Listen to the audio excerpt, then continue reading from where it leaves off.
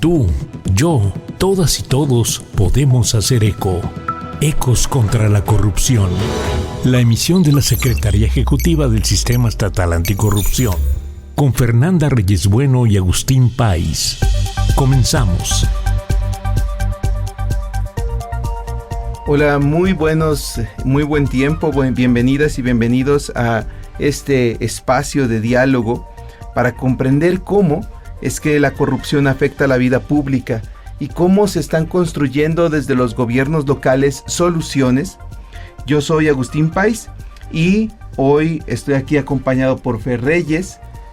Muchísimas gracias, Agustín. Efectivamente, y para ello hoy nos acompaña Jesús Sánchez Reliac, coordinador general del Instituto Municipal de Planeación, Implan Puebla, una entidad clave para el diseño estratégico y territorial de políticas públicas en nuestra ciudad. Sí, hoy agradecemos al maestro Sánchez Reliac por aceptar la invitación aquí a Ecos contra la Corrupción en un momento clave para la consolidación de las acciones anticorrupción en el municipio de Puebla. Así es, y pues nos permitiremos leer una breve semblanza de nuestro invitado. Y bueno, él es titulado en la licenciatura de Seguridad Pública y egresado en la maestría de Administración y Políticas Públicas del ICSE Universidad. En noviembre de 2024 tomó protesta como coordinador general de la Junta de Gobierno del Instituto Municipal de Planeación Implan en Puebla. Bienvenido. Muchas gracias por recibirnos, Agustín, Fer. Un saludo también mandarle a la doctora Georgina Cecín. Gracias por la invitación. Sí, pues bueno, mi querido coordinador, nos gustaría mucho iniciar ya en materia de este podcast y saber qué es el Instituto Municipal de Planeación del municipio de Puebla y cuál es su función principal. El Implan es un instituto técnico, es el área técnica del gobierno de la ciudad, y tiene entre sus funciones poner información para la toma de decisiones. Básicamente esa es la característica esencial del Implan. Nosotros partimos de la información ordenada, partimos de los datos, partimos de lo que nos dice la gente, de lo que escuchamos en el territorio, para proponer proyectos, programas, actividades específicas. Esa es básicamente lo que hace el Implan, el órgano encargado de la planeación. Y luego tiene otro apartado, porque no solo se trata de planear, se trata de ver que los planes se puedan cumplir. Y parte de sus funciones está el monitoreo, el seguimiento de las acciones, es decir, hacer un corte cada etapa para ver cómo vamos, en qué estamos haciendo las cosas bien, si en algo hay riesgos, si algo puede no cumplirse, ver cómo se pueden corregir y, por último, evaluar, ver si lo que se está haciendo realmente cumplió el objetivo o no cumplió el objetivo y luego volverlo a diseñar. Eso se hace prácticamente cada año y esa es la naturaleza de este instituto. Bien, ¿y qué papel juega el Implan en la elaboración de instrumentos estratégicos, como es el caso del Plan Municipal de Desarrollo? Pues mira, el Plan Municipal de Desarrollo, que es propuesto por el presidente municipal, Pepe Chedraui, él vacía toda la visión que tiene de gobierno, hacia dónde quiere dirigir al ayuntamiento. Y entonces el Implan es como, yo les digo, es como un traductor. Pasamos la información de los ejecutivos, la información que captamos de los ciudadanos, que captamos de los medios, de los expertos, de los empresarios, y lo traducimos al lenguaje de política pública. Y para traducirlo en lenguaje de política pública, pues hacemos diagnósticos, elaboramos procesos, hacemos cronogramas, diseñamos metas. Algo que hacemos importante es que priorizamos, porque las necesidades son muchas en campo, y hay distintos grupos que, sobre todo de ciudadanos, que todos tienen alguna necesidad en específica. Entonces, algo que tratamos de hacer en el Implan es obtener una metodología para priorizar qué acción debe ir primero, basado en función de a quién beneficia más, o de cuál puede ser el menor impacto económico para beneficiar a más personas, al mayor número de personas. Entonces ayudamos a las dependencias, digamos, los planes no los hace solo el INPLAN, los hace con los titulares de las dependencias, el equipo técnico de cada dependencia. Entonces, ayudamos a las dependencias a ir ordenando estas acciones en función de las prioridades y también en función del marco normativo. Hay una agenda pública nacional, internacional, están los objetivos de desarrollo sostenible, están los planes el plan nacional de desarrollo, el plan estatal de desarrollo. Entonces aplicamos criterios técnicos para ir alineando todas esos diagnósticos, esas actividades, esas líneas de acción a todo este marco para que vaya haciendo sentido en el contexto que vivimos. Jesús, eso es algo que resulta muy enriquecedor para este programa y para quienes nos escuchan y nos miran, porque lo que estás haciendo es delineando cómo es que se atiende a través de una intervención gubernamental un problema público. Y es que yo puedo tener algún problema, como que hay baches en mi calle, como que no tengo agua potable, como que no ha llegado aquí la energía eléctrica, pero para eso no solamente se necesita conocer del problema, sino incluso de las estrategias, de las competencias, de las soluciones que ya están en marcha para poderlas acercar. Pero en ese sentido resulta muy importante lo que la ciudadanía está percibiendo. ¿Cómo es que en el INPLAN se hacen llegar en sus diagnósticos, en la información que presentan ya para la estrategia, esta voz de la ciudadanía? Sí, mira, todo esto parte de un principio rector que nos dijo el presidente municipal cuando inició la administración. El principio rector es poner la capital en orden. Y poner la capital en orden tiene muchos significados. Uno puede ser identificar en los estudios, en los resultados, en las evaluaciones, cuál puede ser un diagnóstico. Pero poner la capital en orden también puede ser escuchar a la ciudadanía. Y escuchar no solo a ciertos grupos, sino a todos los grupos. Planear una ciudad sin la gente no tiene sentido. Y es el objeto de todo gobierno, es entender cuáles son las verdaderas problemáticas y proponer soluciones que puedan atender estas problemáticas de manera ordenada, de manera esquemática, teniendo claros cuáles son los problemas específicos, otra vez traduciendo la información al lenguaje de servicio público, identificando no solo el problema, sino las causas y las consecuencias. Y nadie mejor que la gente para ayudarte a entender estos problemas, ¿no? Y entonces ahí lo que hicimos fue algo que a mí me gusta llamar el INPLAN de territorio. Nos salimos del escritorio y comenzamos a hacer foros de consulta en todo el municipio. No nada más foros de consulta general, sino también foros de consulta a grupos específicos. Mujeres, infancias, juventudes, personas adultas mayores, personas con discapacidad. Hay un dato que a mí me parece muy relevante. Puebla es el tercer municipio del país, de los 2.500, con mayor cantidad de personas que se autoconsideran indígenas o afromexicanas. Y para mí eso es relevante porque Puebla es un municipio muy urbano. Bueno, en primera instancia así se percibe, pero no es cierto. Es un municipio tan grande que tenemos una gran cantidad de personas que tienen raíces indígenas. Entonces, consultar a los grupos originarios en Puebla son tan diversos los grupos originarios en Puebla que hay personas que hablan náhuatl en el norte, personas que hablan náhuatl en el sur del municipio, y ese náhuatl no es el mismo, son diferentes, son dos tipos de náhuatl. Sí. Entonces es tan importante considerar su voz, porque así vamos logrando una visión integral que nos permita tomar las mejores decisiones. ¿Cómo hacemos estas consultas? Pues a veces hacemos un foro, o a veces hacemos una mesa de trabajo, o a veces una encuesta en línea o talleres con sectores específicos. Pero cuando consultamos a los grupos originarios, ellos nos dicen dónde, cuándo, cómo, a qué hora, con base en qué metodología están dispuestos a platicar. Y podemos pasar de una asamblea a mano alzada con muchas personas que se ponen de acuerdo para proponer sus ideas, a un focus group, una entrevista 1 a 1, una relatoría, una charla. Entonces, este concepto de Implan de territorio pues nos permite además atender a empresarios, a colectivos vecinales y a entender las demandas en el punto. Y no solo a entenderlas ahí, a vivirlas.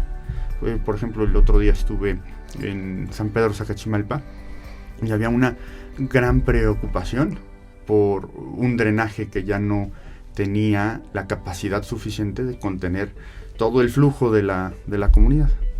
Cualquiera podría decir, ¿eso qué pasa? Eso, pues nada más que se amplíe la red de drenaje. Pero me decía la gente, ven, acompáñanos, recorre con nosotros la calle, percibe cómo está el drenaje. Y sí, caminas por la calle, ves que el agua se está dispersando y el olor que percibes es muy, muy, muy impactante. Entonces, con el Implan de territorio no solo entiendes, sino que puedes vivir las necesidades y con base en eso regresas al escritorio y ya traduces toda la política pública para que atienda verdaderamente ese tipo de problemas.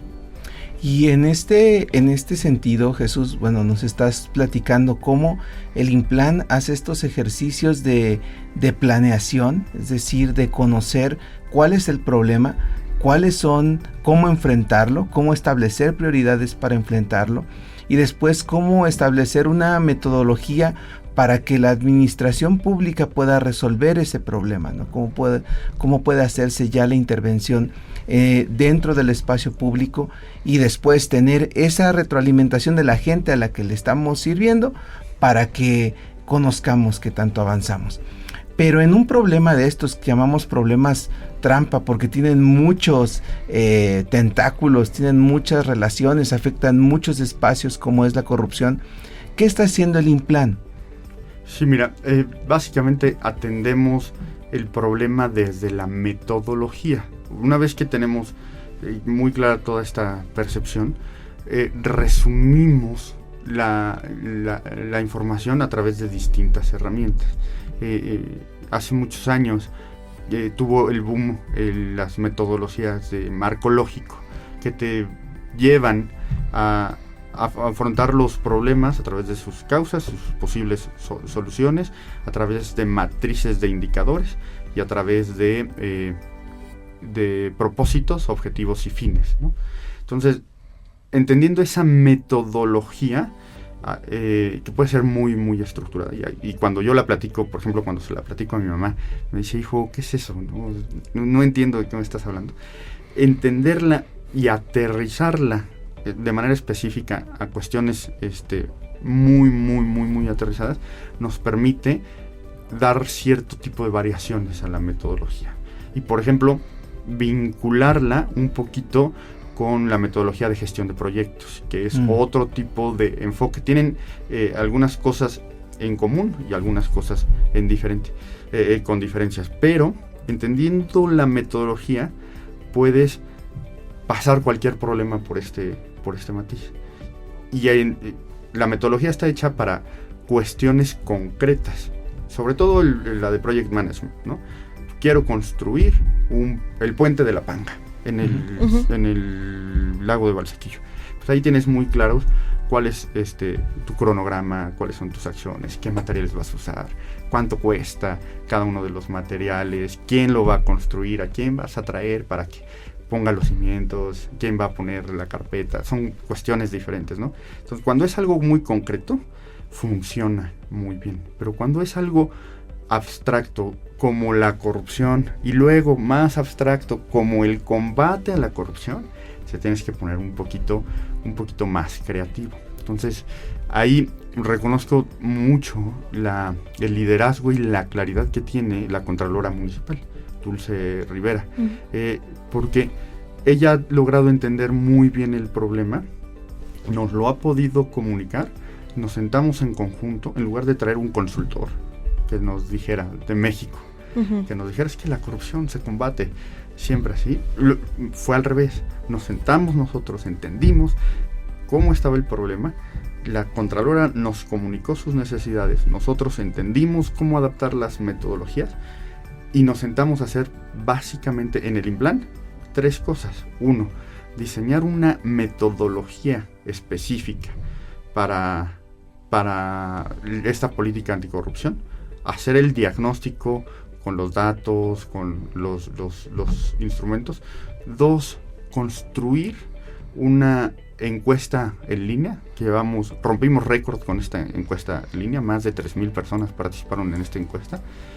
Y 3, hacer un mecanismo de foros específico para entender el problema de la corrupción en todas sus vertientes. Fuimos y le preguntamos a los expertos, es claro que le tenemos que preguntar a los expertos, pero también le preguntamos a los jóvenes universitarios, a las mujeres, a las madres de familia, a las infancias, a personas con discapacidad, personas que viven, que es enfrentar un trámite en el gobierno municipal, y a cada una le preparamos su tipo de foro, ¿no? su tipo de encuesta. No es lo mismo preguntarle al experto que te va a dar el lenguaje de política pública que preguntarle a una niña, a un niño en su escuela, o no es lo mismo preguntarle a jóvenes de preparatoria que a jóvenes de universidad. Uh-huh. Entonces diseñamos estos mecanismos y nos salimos a la calle a hacer todo este tipo de consultas. Básicamente así estamos atacando el problema de la corrupción desde la planeación. Y muy interesante toda esta parte para obtener, y todos estos programas y proyectos para tener estos indicadores o estos datos estadísticos, ¿no? ¿Qué tipo de herramientas e información ofrece el INPLAN para la toma de decisiones? Tenemos también conocimiento como lo es la Carta Urbana Digital y el CIGEM. ¿Nos podría hablar más de estos proyectos? Sí, mira, la Carta Urbana nos ayuda muchísimo a entender el territorio. No podemos tomar decisiones sin conocer cómo funciona nuestro municipio. Es un municipio muy grande. Uno pensaría que es un municipio urbano porque está pegado a toda la zona conurbada, pero en realidad tiene grandes zonas rurales. Tiene 3 áreas naturales protegidas, tiene todo tipo de orografía, incluso tiene altitudes diferentes y microclimas diferentes. Entonces, yo digo en particular que además en el municipio hay 3 pueblas, la del norte, la del centro y la del sur.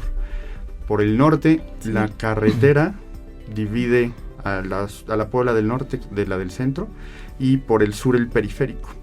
Y cada una tiene dinámicas diferentes. Entonces, a través de la Carta Urbana digital podemos entender cómo son las dinámicas del uso del suelo en particular, ¿no? No es lo mismo diseñar políticas públicas en el centro, en donde sabemos que hay agua, gas, drenaje, luz, teléfono, cable, internet, pero poco espacio, que básicamente tiene que crecer hacia arriba, sí, que diseñarlas en la zona de, por ejemplo, San Pedro Jacachimalpa, ahí por donde está CU2, que está el área natural protegida. Es una zona más o menos desértica, no hay tanta agua, no llueve la misma cantidad que llueve, por ejemplo, en la Malinche. Entonces, con la Carta Urbana diseñamos estratégicas aplicadas a cada tipo de territorio. Y con el CIGEM ayudamos a que cualquier persona, cualquier usuario,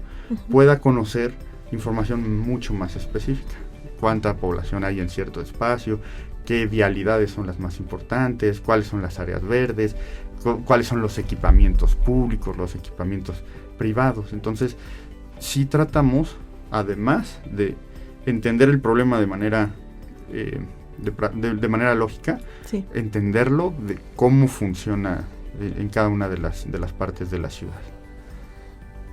Bien. Bueno, y en este sentido y con estas herramientas, como nos estás comentando, pues nos gustaría saber cómo es que hay una estructura, una lectura del panorama nacional de la corrupción en Puebla. ¿Qué ustedes han estado percibiendo? Sí, mira, hay muchísimas instancias que tratan de medir el fenómeno de la corrupción.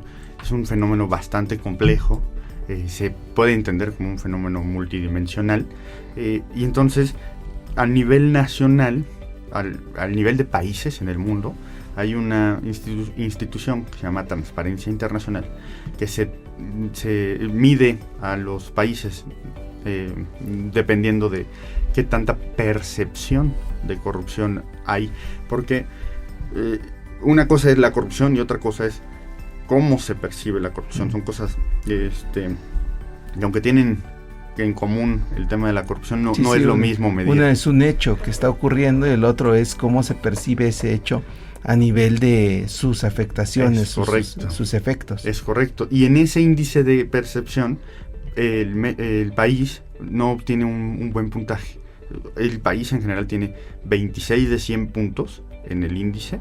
Es un porcentaje muy, muy, muy bajo. Y pues coloca a México entre el 30% de los países con mayor percepción de corrupción. Y eso comienza a darnos un panorama de cómo podemos irlo aterrizando. Por ejemplo, ya para Puebla, para el estado de Puebla, ahí está la encuesta nacional de calidad e impacto gubernamental, la ENSIG, que levanta el INEGI. Y, por ejemplo, ahí podemos ver que la población percibe, entre todos los problemas que hay en la sociedad, primero dice, nuestro principal problema es el de la inseguridad. Uh-huh. Y eso es también natural entenderlo en el contexto en el que estamos viviendo, ¿no? Siendo un país vecino de Estados Unidos, siendo un estado rodeado de distintas entidades que tienen ciertas problemáticas en específico, pues es claro entender que el principal problema es el de la inseguridad. Pero el segundo problema más importante es el de la corrupción.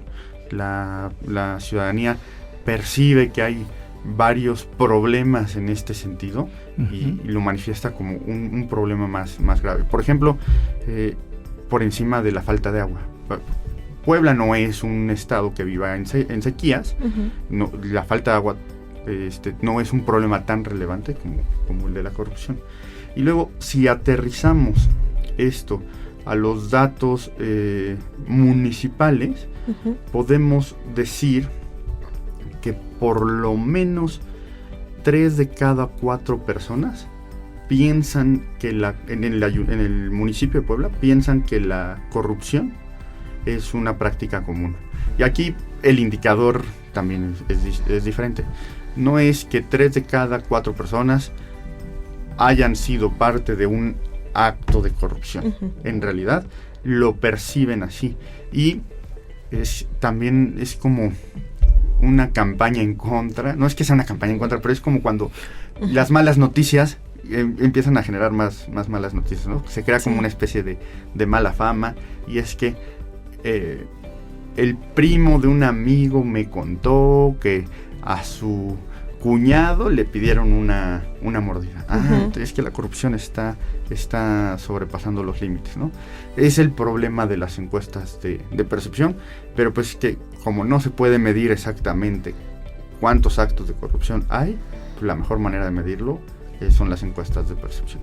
Ese es el contexto más o menos en datos de lo que se podemos identificar de la corrupción en la ciudad. Muchísimas gracias por todo esto que nos estás comentando. Estamos con Jesús Sánchez Reliec, coordinador del Instituto Municipal de Planeación del municipio de Puebla.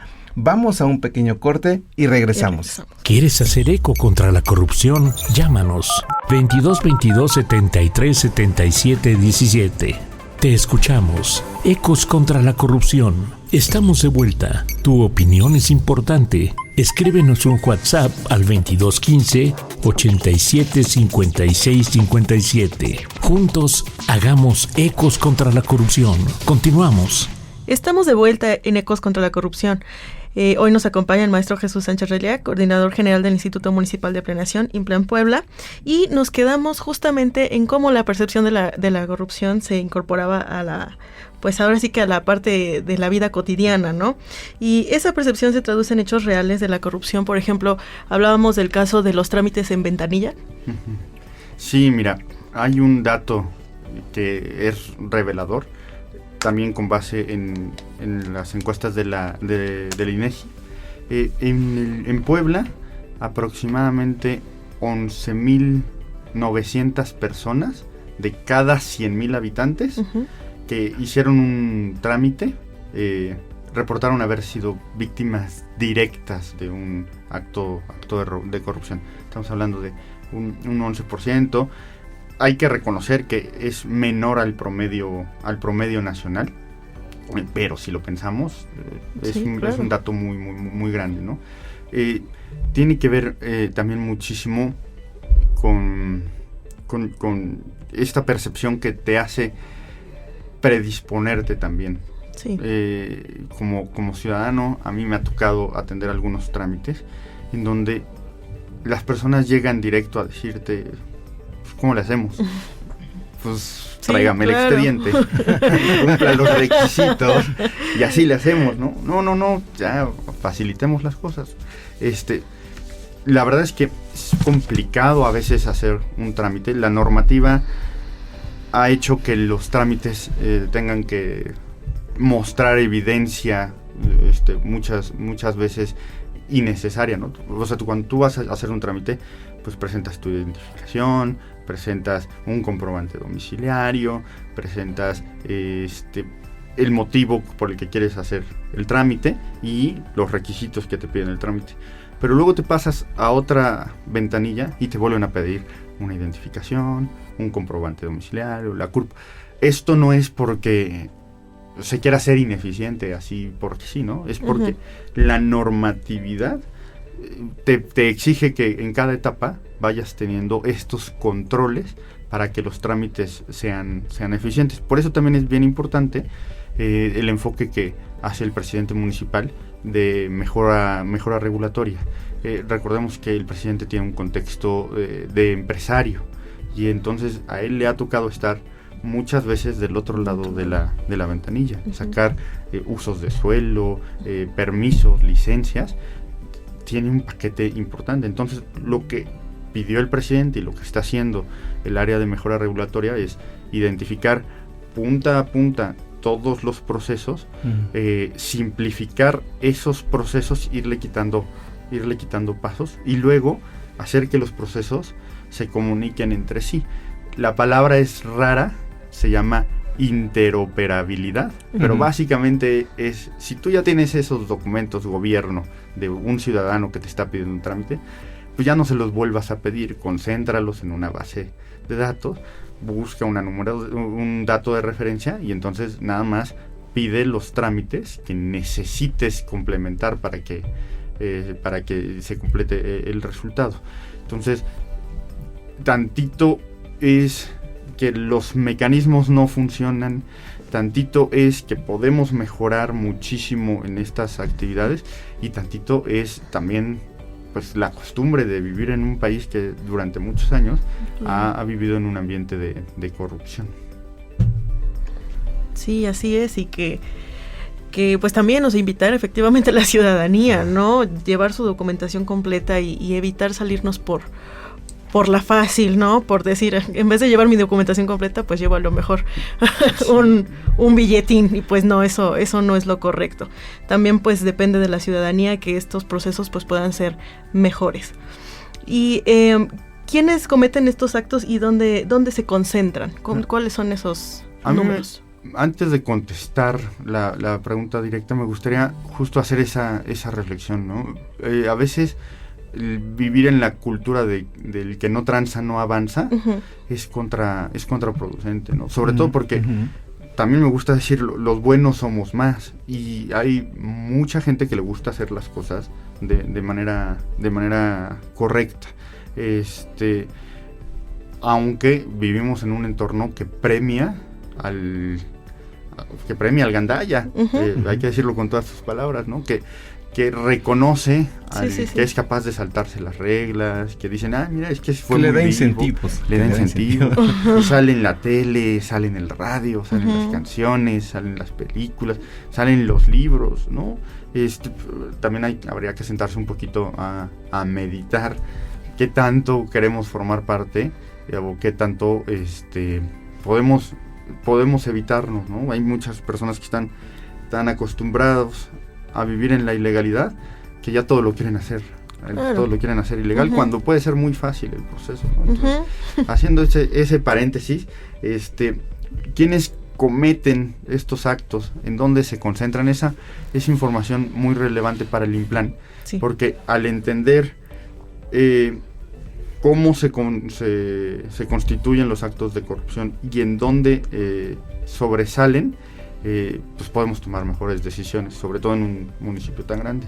El último dato que tenemos de la Fiscalía Especializada en Combate a la Corrupción del Estado de Puebla nos dice que en lo que va del año, bueno, desde 2022 a lo que va del año, tienen casi 1,500 carpetas de investigación por posibles delitos vinculados a la corrupción.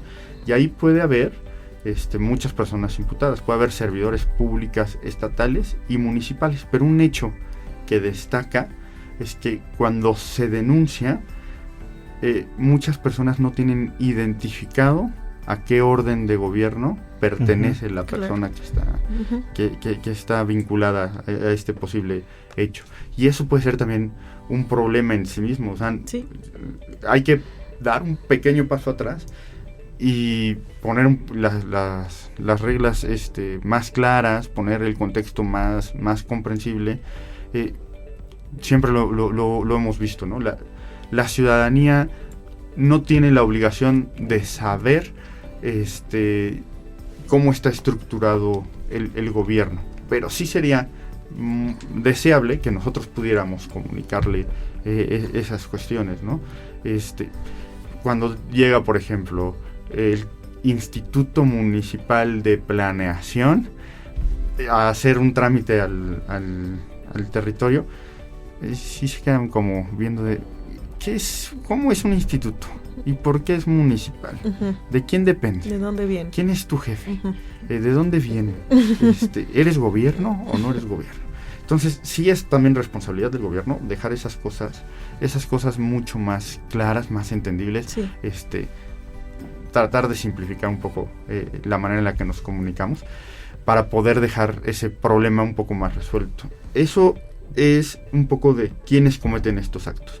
En donde la Fiscalía nos dice que se cometen estos actos, destacan, por ejemplo, en el Centro Histórico, La Paz y San José Xilotzingo, en donde hay distintas... son 3 zonas completamente diferentes, ¿no?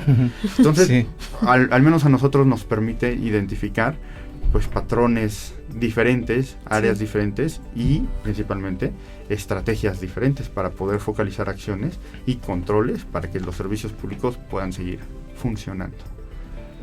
No, pues muchas gracias, maestro Reliac, acerca de toda esta plática que hemos tenido acerca de cómo es que el INPLAN está buscando estrategias, metodologías, formas de llegar a las personas, y en esto yo creo que hay un llamado muy importante a toda la ciudadanía a involucrarnos, a no ser parte de las cosas que profundizan, agudizan, reproducen y consolidan un problema tan grave como la corrupción y los demás problemas públicos que tenemos, sino de acercarnos a las instancias que tienen esta capacidad de poder darnos una voz que tenga al final una solución.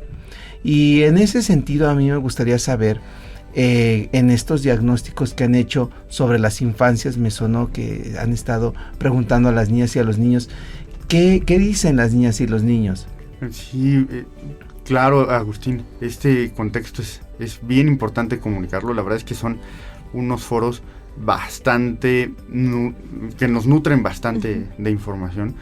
Fuimos a la Escuela Cámara Junior, eso lo tengo muy presente, más o menos ahí por Plaza San Pedro, y desde que lo diseñábamos estábamos un poquito, digamos, temerosos de qué resultados íbamos a tener. Les preguntamos a niños de quinto y de sexto de primaria, porque somos un poquito conscientes de que las respuestas que íbamos a obtener no necesariamente iban a ser las mismas para infancias menores, y los datos que nos arrojaron es, uno, no solo saben qué es la corrupción, sino que la tienen muy, muy, muy, muy presente, ¿no? Por ejemplo, nos hablaron de la dinámica era muy padre, porque ellos en unos rotafolios iban apuntando con un facilitador que los iba orientando cuáles eran los principales problemas de corrupción, y luego pasaban al frente con su rotafolio, con su cartulina en equipo, y de entrada se echaban porras, ¿no? Entonces el ambiente era bastante agradable, ¿no? Porque tenían un incentivo de ver quién hacía la mejor propuesta. Estaban divididos en equipos, en mesas, y primero se echaban porras. Y empiezas a ver las distintas personalidades, ¿no? Estaba la niña extrovertida, que tenía conquistada a su mesa, pero también estaban los niños más articulados, los niños más serios. Y lo primero que nos dijeron fue, o sea, yo estaba expectante, ya habían trabajado, estábamos esperando los resultados de la exposición. Entonces nos dicen, la corrupción empieza por la compra de votos. La corrupción pasa por evitar pagar multas. La corrupción se fomenta cuando ofreces dinero para subir una calificación. En su contexto, o sea, lo fueron aterrizando lo general a lo particular, y llegaron incluso a identificar problemas de corrupción en la escuela. La corrupción se hace cuando pides que tu compañero te pase las respuestas del examen. Lo empezaban a aterrizar. Nos decían, básicamente definir la corrupción es hacer trampa para que tú consigas un beneficio, es dar moches, lo ponían en esas palabras, es dar dinero. Y por el contrario, pues, la honestidad es siempre decir la verdad, aceptar que lo que no es tuyo, y que no puedes hacer algo incorrecto a cambio de un beneficio. Entonces, pues desde ahí nos fuimos dando cuenta que el concepto de la corrupción, los mecanismos de la corrupción y las soluciones a la corrupción pueden comenzar desde muy temprana edad. Sí salen en el núcleo de la familia, sí salen en la colonia, con los vecinos, y también en la escuela. Y entonces hay que hacer acciones específicas para atenderlo desde etapas tempranas. No, pero muy interesante esto que nos comenta, y la verdad es como un rayito de esperanza en que sí podemos ser agentes de cambio, en que sí se puede cambiar esta ideología, ¿no? O esta parte que se ve tan común. Y luego nos preguntaron, Fer, perdón que adelante. Interrumpa. También hicimos un foro en secundaria y otro foro en preparatoria. Y en secundaria también estaba muy interesante porque ahí el enfoque era diferente. Ahí no tenías que pasar con tu rotafolio a exponer. Ahí la provocación fue, crea una campaña de comunicación en redes sociales con hashtags específicos y dinos exactamente cómo puedes influir para reducir el problema de la corrupción. Y estos muchachos se dieron a la tarea de hacer eslogans, ¿no? Y los resultados de los eslogans estuvieron muy bien pensados. ¿Qué es lo que tiene que pasar en un proceso de un foro de diálogo para que todo lo que estás discutiendo se traduzca en una sola frase, ¿no? Y por ejemplo ahí nos ponían, el país no se limpia con discursos, sobre todo porque fui a dar un discurso según yo muy inspirador, pero no, me salió contraproducente. El país no se limpia con discursos, se limpia con conciencia. Si odias la corrupción, empieza por no corromperte tú. No hay gobierno justo con ciudadanos injustos. Y entonces ahí como que evolucionó el concepto y quedó claro que la corrupción primero es un acto de dos, de quien corrompe y de quien se deja corromper. Y entonces ellos empezaron a reflexionar sobre cómo debería actuar la sociedad para no prestarse a ningún esquema de corrupción. Estábamos en una conferencia que nos invitó la Contralora y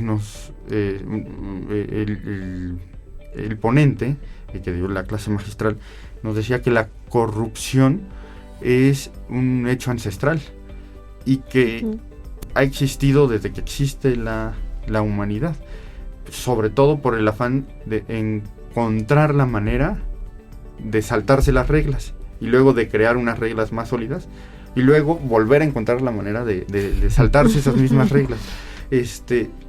Sí pasa por un aspecto de conciencia social, ¿no? Tanto de...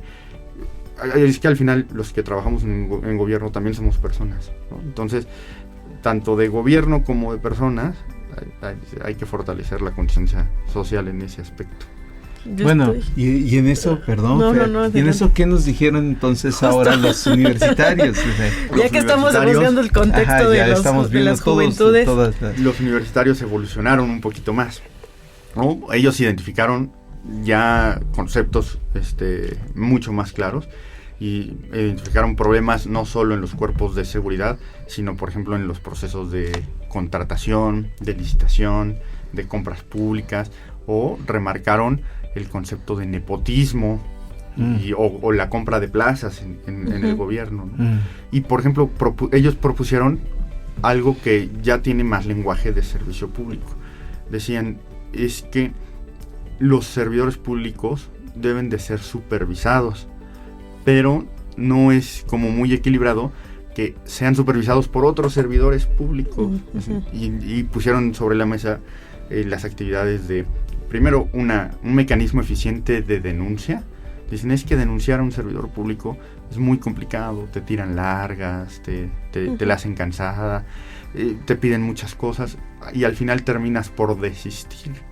Entonces, para eso deberíamos enfocarnos más en Contraloría Social, que haya mucho más canales, mucho más formas accesibles, formas más confiables de hacer Contraloría Social, que sean las comunidades con ciertas reglas las que lleven ese control, lo identifiquen y lo lleven a mejor puerto.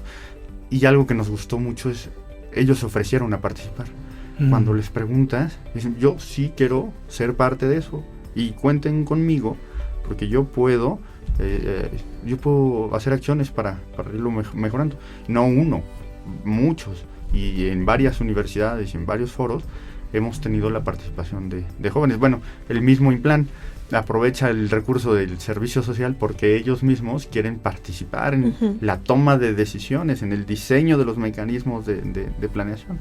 Entonces, lo que sí vimos ahí es que la ciudadanía está muy comprometida porque todas las condiciones puedan seguir mejorando. Me quedo muy entusiasmada con toda esa información que nos acaba de dar el maestro, porque, repito, quiere decir que se va avanzando y que sí hay una lucecita, ¿no? Donde podamos... Sí. Y bueno, para culminar con este diagnóstico, los expertos, ¿qué fue lo que plantearon ya en el espacio específico del territorio de Puebla? Bueno, ese foro fue impresionante.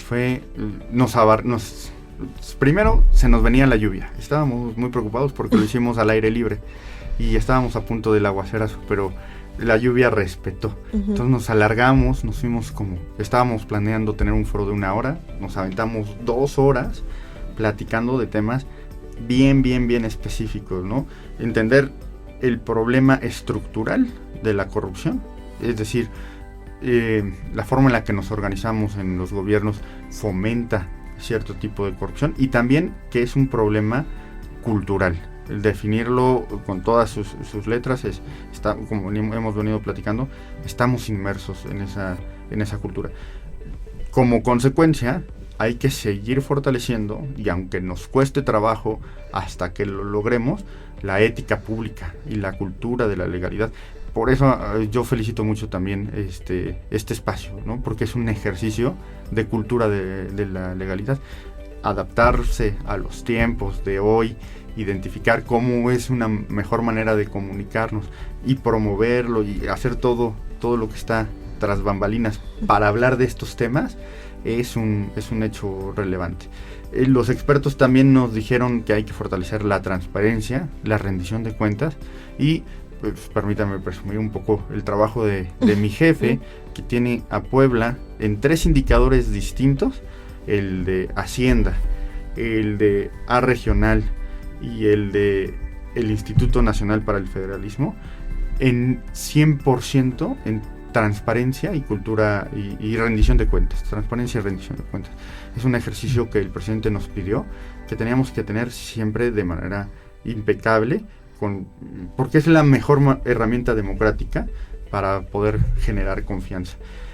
Los expertos también nos dijeron que teníamos que fortalecer la participación ciudadana, por eso nosotros seguimos insistiendo en todos los mecanismos de consulta. Por ahí estamos siendo un poquito audaces, diría yo, porque identificamos que Puebla es de los pocos estados que no tiene una ley de participación ciudadana. Y hay hasta 14, 15 mecanismos de participación. Entonces, pues nos dimos a la tarea de generar nuestro propio borrador. En el INPLAN, además, nos vinculamos con la Secretaría Ejecutiva de los Consejos de Participación Ciudadana del Ayuntamiento.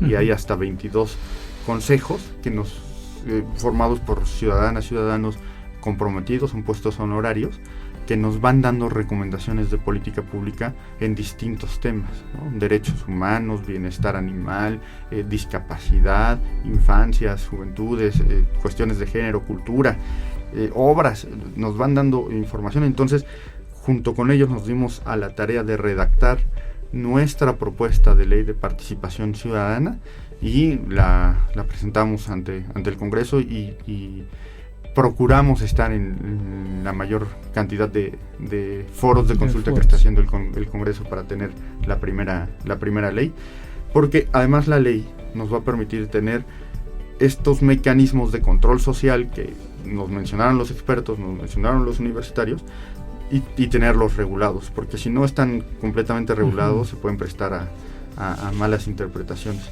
Y algo que nos dijeron que a mí me pareció pues novedoso, nunca lo había escuchado y me parece que hay que pensarlo bien. Nos propusieron el servicio profesional de carrera municipal, porque ellos entienden que los ciclos municipales son muy cortos y que los trabajadores pues saben que van a estar poco tiempo y que eso podría fomentar la corrupción.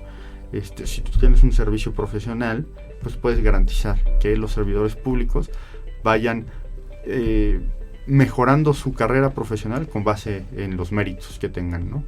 No en el tiempo, no en los ciclos. Entonces eso me parece una propuesta bastante interesante para poder revisar, y habrá que debatirla en los foros pertinentes.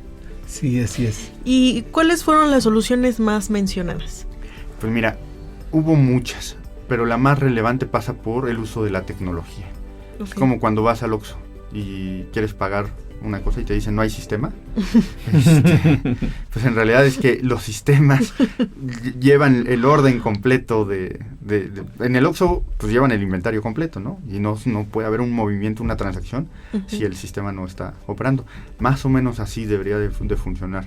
Invertir en más tecnología, en muchos más aspectos que le quiten la responsabilidad a las personas y la tentación. Si tú tienes mejores sistemas en ventanilla, pues el sistema te va guiando, te va llevando. Si el sistema además se va comunicando con otros sistemas, entonces te va facilitando los trámites. Entonces, además de simplificarlos y digitalizarlos, pues también nos propusieron mejores capacitaciones, la evaluación del desempeño. Y eso es algo que, por ejemplo, hace el INPLAN. Se hace el plan anual, se programa, el tesorero lo presupuesta, le pone los montos y luego las diferentes dependencias salen a operar. ¿Cómo vas revisando esa operación? ¿Te esperas hasta el informe de gobierno para ver si se cumplieron las metas? Pues no necesariamente. Puedes hacer cortes trimestrales. Si pudiéramos hacer cortes mensuales o semanales, podríamos tener muchos mejores controles, sobre todo en lo que tiene que ver respecto al cumplimiento de tus metas y objetivos. Y luego, que haya un poco más de rigor al momento de hacer estas evaluaciones, porque puede pasar con que la evaluación diga que cierta dependencia va en rojo el primer trimestre, va en rojo el segundo trimestre, termina el año y se quedó en rojo y no pasó nada, pero ya habías detectado el riesgo de un mal desempeño desde el primer trimestre. Entonces, pues, que haya acciones específicas para que se eviten esos problemas. Las Contralorías Ciudadanas, la vigilancia social fue una recomendación importante. Y por último, las campañas de cultura de la legalidad y de la denuncia, ¿no? Necesitamos buscar mecanismos mucho más sencillos para que la ciudadanía pueda denunciar, para que además se comprometa a denunciar. Hace rato les decía que nadie conoce mejor su territorio que los propios vecinos. Pues nadie conoce más cuáles son las faltas de corrupción que los propios vecinos. Entonces necesitamos que esto de alguna manera llegue a ser masivo y que llegue a más personas para que ellos sean los que nos ayuden a detectar todas estas fallas y luego a proponer soluciones a estos problemas. Bueno, y mi querido Jesús, ¿con qué retos se queda el INPLAN respecto a estas acciones de política que nos has comentado se están diseñando, todo el resultado de estos foros que se puso en la política municipal anticorrupción? ¿Cuál es el reto del INPLAN? ¿Hacia dónde va la siguiente etapa en el acompañamiento que el INPLAN tiene para esta política? Claro, Agustín, yo siempre le comento al equipo, para ser servidor público hay que saber hacer 3 cosas bien. Primero es saber hacer. Necesitamos seguir capacitándonos en cómo atender los problemas de la corrupción. Después de saber hacer, es hacer bien. Necesitamos seguir mejorando con todos los procesos de mejora continua en mejores programas, mejores estrategias, mejores líneas de acción, mejores controles, mejores herramientas, mejores sanciones para que esta situación funcione. Entonces es saber hacer, hacer bien y por último hacer saber. Necesitamos ser mucho más efectivos en la forma en la que nos comunicamos. Les comentaba hace rato que había 3 indicadores que ponen a Puebla en primer lugar en transparencia. Difícilmente la ciudadanía conoce estos datos y luego es muy complicado explicarlos de una forma sencilla. Que cualquiera pueda entender, y eso no es responsabilidad de los ciudadanos, es responsabilidad de nosotros. Entonces, si no sabemos cómo se hacen las cosas, si no las hacemos bien y si no las hacemos saber, estamos incumpliendo con nuestros objetivos y vamos a seguir teniendo siempre el mismo reto de siempre, el de no poder convertir un problema en una solución y no poder hacer que esa solución dé los resultados correctos. Pues bueno, maestro, hemos llegado a la parte final del programa. Le agradecemos enormemente que esté aquí con nosotros y pues sobre todo la claridad y el compromiso para esa transformación institucional en Puebla. Muchas gracias por invitarnos. Por favor, mande un saludo a la doctora Georgina y gracias por recibirnos. Pues esto ha sido todo en Ecos contra la Corrupción. Hasta la próxima. Esto fue Ecos contra la Corrupción, la emisión de la Secretaría Ejecutiva del Sistema Estatal Anticorrupción. Gracias por tu sintonía. Nos escuchamos en el próximo episodio para juntos seguir haciendo eco.